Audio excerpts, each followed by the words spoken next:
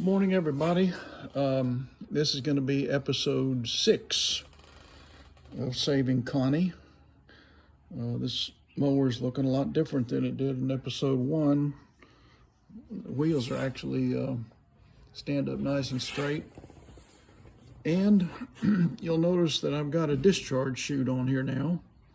I didn't include a video of that because really it was just missing, and I went to the parts pile and got one. You know, it's from one that the rest of the deck was torn up probably a year or two ago, and I tried to save things like that because they're valuable and I hate to just throw them away. So this is going to be put back in service. The big question is Connie going to run today? Because we're really at that point.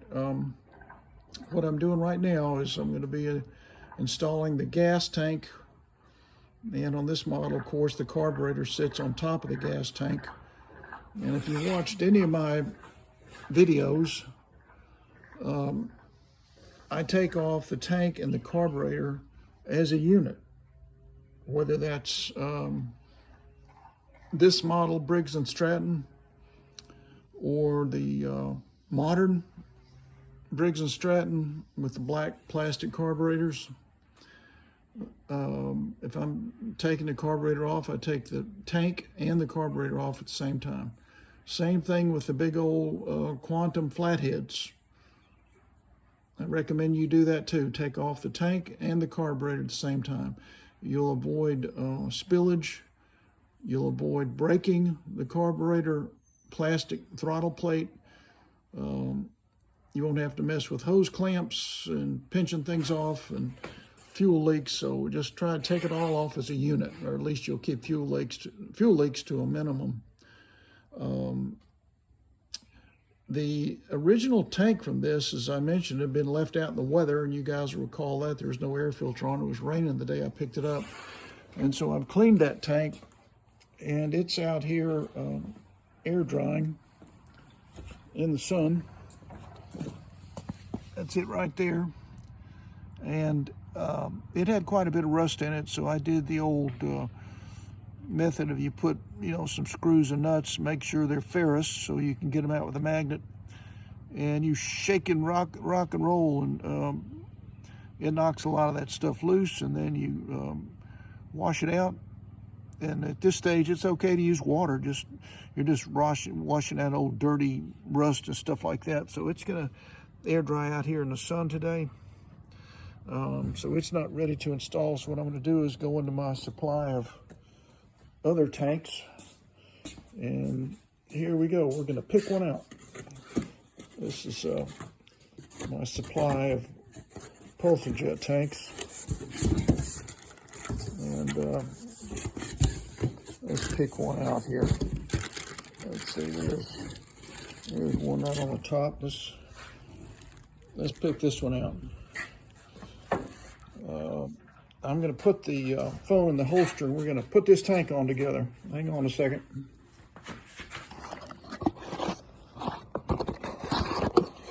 Okay, there we go.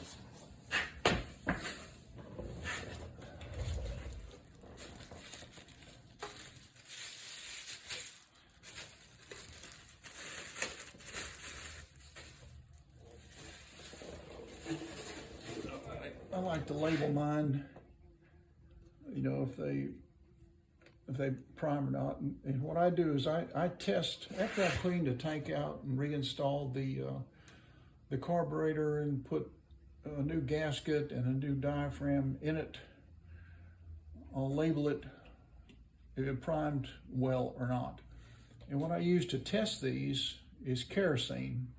So I'll pour a couple of cups of kerosene in here, and this one I've obviously got a new primer bulb in there because it needed that. And then you take this out in the yard somewhere and make sure your throttle plate is open like that, not closed, and push that primer bulb, and you'll hear that fuel begin to be drawn up into the carburetor, and then you'll see that power bulb, if it's working properly, shoot that fuel out like a little squirt gun out the end of that. And that means it's priming correctly and it's getting fuel. And so I've labeled that one. It says primes perfect with kerosene. So that means it's ready to install. So let's put this puppy on this mower. All right. Let me show you this linkage before I do that. I'm gonna pick up the phone so I can show you that, because this is kind of tricky. This is the air vane right here coming out. Okay, and so when that flywheel is blowing, if you're mowing and you get into some heavy weeds and your mower starts to bog down, that means the flywheel is slowing down. Then this will open and give it more gas. So it's a pretty ingenious method that Briggs came up with a long time ago. But what I wanted to show you is this delicate little spring here, which I saved. It's been a little bit mangled, but it is functional. And so let me show you where it goes. Both the big throttle spring right there and this little throttle spring connect to that circular part, okay? So they're both together on that circular part. And then this downward hook, not the angled one, that's what goes into the carburetor. That end right there goes to the carburetor. This is going to go in that hole right there. And then it goes, see if I can turn it. I'm holding this phone. Hang on a second. See if I can get this thing in there. I think it's better with my right hand. I'll try that. Yeah, there we go. Okay, so that's in position now to install the tank, because the carburetor is going to grab that end right there and it's going to lay up there. And so we're going to do that now. Let me set the phone down.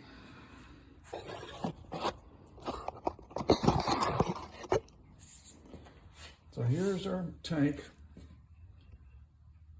and I'm going to hold that angle I was showing you earlier, and we're going to put that little hole, that downward angle, we're going to put that right in that hole of that throttle plate. Okay, so let's see if it slips right in there. Okay, it's in there. Okay, and now you just go straight up. Make sure I've got the gasket, black gasket, ring gasket, and the clip in there. And it's going to go right there. This rubber boot grommet thing is going to go over that. That's the vent to the crankcase, and now you just kind of begin sliding, working it on there. And by the way, I did touch that plastic manifold and tried to wiggle it to make sure it wasn't cracked or something, and it's solid in there, so it's okay. All right, so this is in position now. All right, let me show you how this is working. So I haven't, screwed it in or anything yet, but this is what's going to happen. Okay. So that's the throttle operating like it's supposed to. This spring is pulling it this way, and this spring is pulling it this way. And to me, this spring might be a little loose, so I'm going to redo that. You can see how it's kind of curved. It's not supposed to be doing that. So I'm going to redo that. And we'll come back here in a few minutes. So it looks like we're going to have an episode 7. Stay tuned.